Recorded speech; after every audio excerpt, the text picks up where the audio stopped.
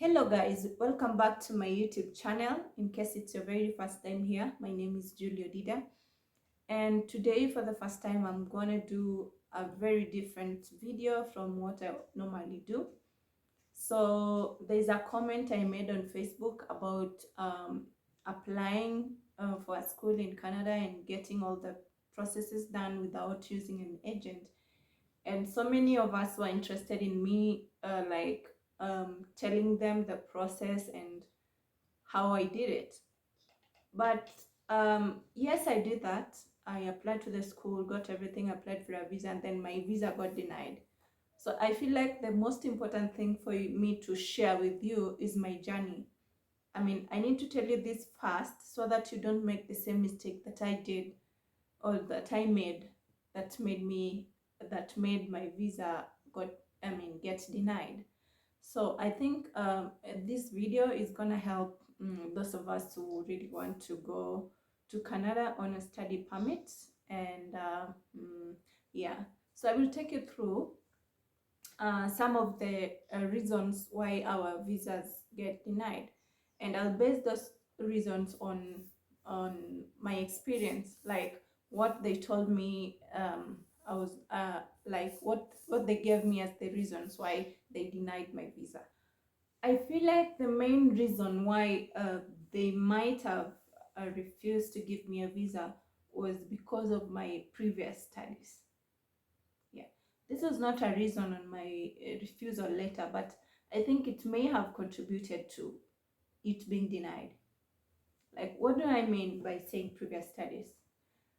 In my case, I already had an undergraduate degree in education, and then I was going there to do like general studies. These two things have no relation. They have no relationship. I mean to say, are you able to explain why you're moving from education to general studies? Yeah. And then there is another thing, that if you already had a diploma in your home country, are you going there to do another diploma? Can you explain why you're doing two diplomas? Like, do you have an explanation why you're changing from a diploma to another diploma? Why are you not like transitioning from a diploma to an undergraduate? I know normally diplomas are very cheap in Canada, and we would really prefer to do them, but convincing the visa people that I really need this course because is the problem. So what is my final word on previous studies? So here it's very important to be consistent. If you already have a diploma, go there to do an undergraduate, and be sure to do a course related to what you already did. If you have a diploma in education, go there for an undergraduate in education. Even if you would want to change, do it while you are there, because it's possible. Yeah. So another reason is family ties. This one was clearly indicated in my refusal letter. So what do they mean by family ties?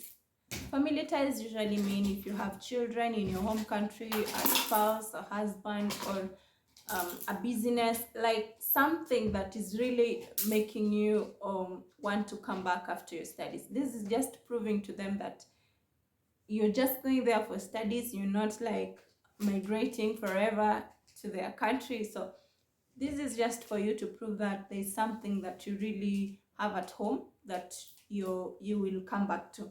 And these things can be things like I've said, children, husband, a business, if you're owning a very big land with real estate, or like something tangible. I don't know how to say it, but I mean something big that can really prove that you're coming back.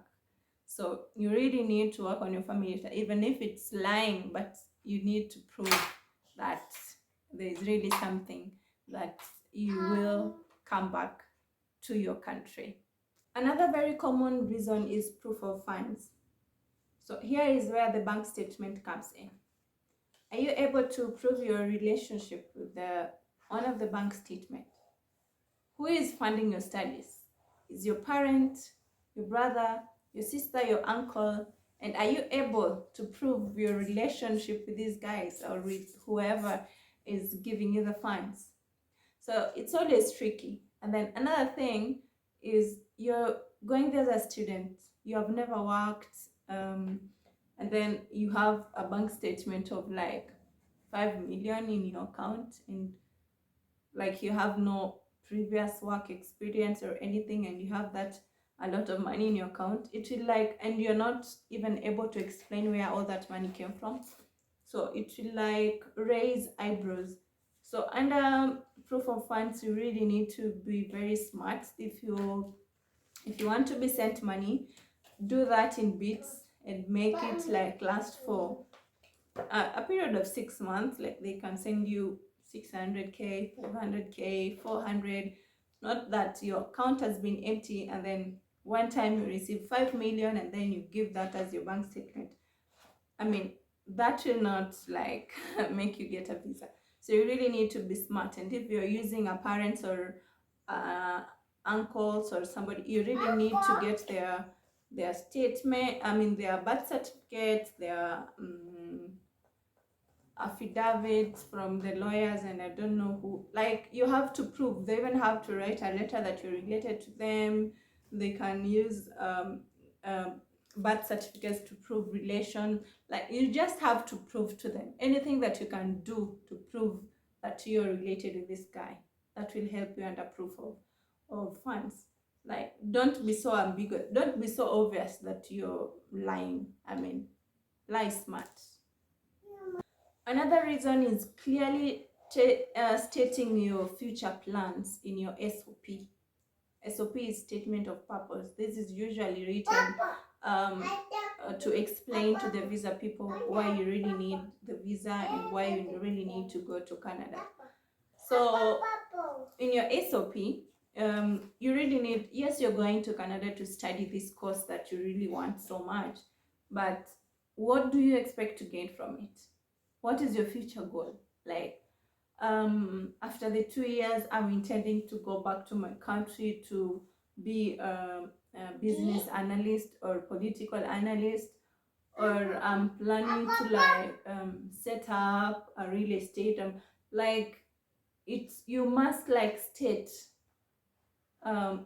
something that it's gonna help you with, even if you will not come back and do whatever you're telling them, but just it, just make them know that you really have plans, you really have goals, and you really are self-driven to really achieve what you want. So you're not like coming to Canada to idle or just to migrate. Another reason may be the medical reports. I'm aware they're always very thorough with their medical examinations, and cases of TB, I know they're strict with. So it depends with when you had the TB for you to get the visa. So yeah, so you really need to look at what they're going to test, and you really need to, yeah, like if you need medication before the medical examination that they usually do, just do whatever it takes for you to get the visa, because we put in a lot of time, we put in a lot of resources, you put in a lot of your everything, and then yeah, so just make sure you have everything ready. And yeah, so another reason they gave me is purpose of visit.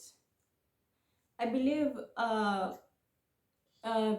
believe that I did not satisfy them with my explanations.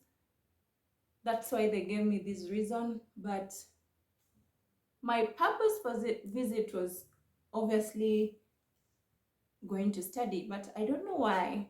Like, I still don't understand. I think maybe I did not like clearly explain myself in the SOP. So an SOP is a critical document when making your visa application. Make sure you write it to your best. Even if you are to seek services of a professional writer, please do it. But explain yourself like you're begging. I mean, just do it like you have to, because anyway, you have to. So explain yourself so well that they will have no reason to like refuse your visa. I think I have exhausted all the reasons that I know or I had of why our visas get denied, and I hope this video like is going to help someone or has helped someone, and I'm really hoping that when you're doing your application you take this into consideration, and then everything will be a success. If you need any questions, or you have any questions, or you have any like you need to consult, kindly reach me out on Facebook at Julia Odida or Instagram at Atieno Odida, and then we'll connect, or just leave a comment down below and I will direct you on what to do. So thank you for watching and stay tuned for the next.